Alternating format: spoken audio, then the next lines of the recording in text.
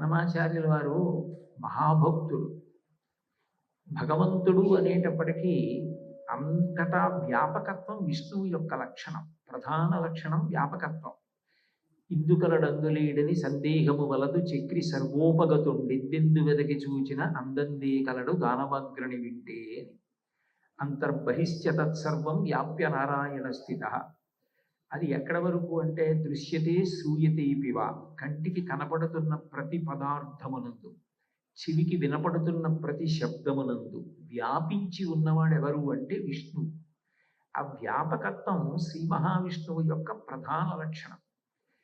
ఆ భగవంతుని యొక్క గుణములను అనుభవించగలిగిన గొప్ప హృదయం కలిగినటువంటి భక్తుడు ఎవరుంటాడో ఆయన అంగప్రత్యంగములతో ఉన్నటువంటి భగవంతుని యొక్క రూపాన్ని చూసినప్పుడు ఏ అవయవం వంక చూసినప్పటికీ కూడా అందులో గొప్ప